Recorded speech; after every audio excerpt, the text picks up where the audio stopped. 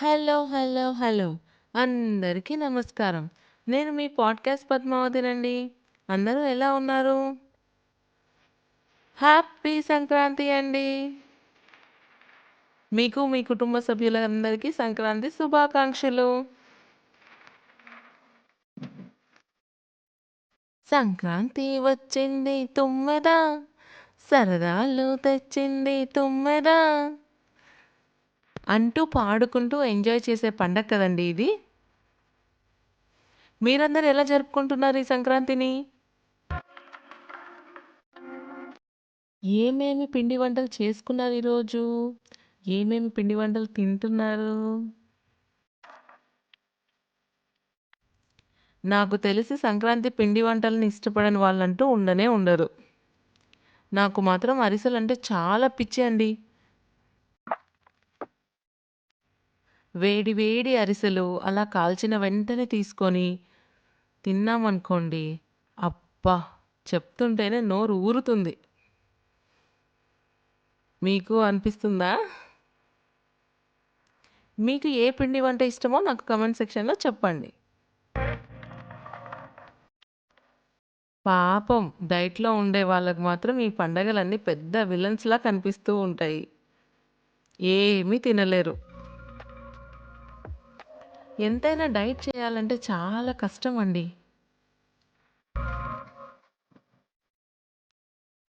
అందులోనూ జాబ్ చేసుకుంటూ, ఫ్యామిలీని పోషించుకుంటూ, సంసార సాగరాన్ని ఈదే మనలాంటి నార్మల్ పీపుల్‌కి ఇంకా కష్టం. మార్నింగ్ లేచినప్పటి నుండి ఎన్ని పనులు చక్కబెట్టాలో. పొట్టలో ఫుడ్ పడితే కానీ మైండ్ పనిచేయదు. మీలో ఎంతమంది 'గుంటూరు కారం' మూవీ చూసారు? మహేష్ బాబు ఎంత బాగున్నాడు కదండీ! అసలు ఈ ఏజ్‌లో కూడా ఇంత బాగా ఎలా మెయింటైన్ చేస్తున్నాడో అన్న క్వెషన్ అందరి మైండ్‌లో వచ్చుంటుంది. ఈ క్వెషన్‌కి నాకు తెలిసిన ఒక ఆన్సర్ చెప్తానండి. సపోజ్ నేనున్నాననుకోండి. నాలాంటి వాళ్ళకు ఫుడ్ అంటే ఎంటర్‌టైన్‌మెంట్. ఫుడ్ అంటే సాటిస్ఫాక్షన్. ఫుడ్ అంటే ఒక ఎమోషనల్ ఫీలింగ్.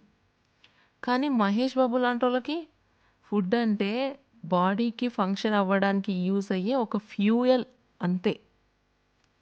చాలా డేస్ స్ట్రిక్ట్‌గా డైట్ హ్యాబిట్స్‌ని ప్రాక్టీస్ చేస్తూ మైండ్‌కి, ఫుడ్‌కి ఉన్న లింక్‌ని డిస్కనెక్ట్ చేస్తారు. సింపుల్‌గా చెప్పాలంటే బాధ, కోపం, చిరాకు, సంతోషం ఇలా ఏ ఎమోషన్‌ని వాళ్ళు ఫుడ్‌తో ముడిపెట్టరు. ఏ స్టేట్ ఆఫ్ మైండ్‌లో ఉన్నా వాళ్ళ మైండు ఫుడ్‌తో వచ్చే సాటిస్ఫాక్షన్ కోసం ఎదురు చూడదు. వాళ్ళు ఆ మైండ్‌ని అలా ట్రైన్ చేసుంటారండి. అది ఒక కఠోర సాధన. కావాలంటే మనం కూడా ట్రై చేయొచ్చు. చేద్దాం, చేద్దాం. మనం కూడా బాగా ట్రై చేసి ఏదో రోజు ఆ స్టేజ్‌కి వెళ్దాం. తొందరేముంది? లైఫ్‌ని కూసింత కళాపోసంతో ఎంజాయ్ చేయాలంటారు. నేను మాత్రం లైఫ్‌ని కూసింత ఫుడ్‌తో ఎంజాయ్ చేయాలి అంటాను. మీరేమంటారు? కరెక్టే కదా నేను చెప్పింది. ఇలాంటి కాన్సెప్ట్స్ మన దగ్గర బోలెడున్నాయండి. మీ పనులు చేసుకుంటూ నా పాడ్‌కాస్ట్‌ని వింటూ ఉండండి. ప్రతి పాడ్‌కాస్ట్‌కి ఓ పంచ్ లైన్‌తో వస్తా. మీ మనసుల్ని దోచేస్తా. మీతో లైకులు కొట్టించుకుంటా. అలా అని ఇప్పుడు మాత్రం లైక్ కొట్టడం మర్చిపోకండి. కొంచెం యూకే తెలుగు టాకీస్ ఛానల్‌ని కూడా సబ్స్క్రైబ్ చేసుకోండి. ఉంటాను. బాయ్. మళ్ళీ కలుద్దాం.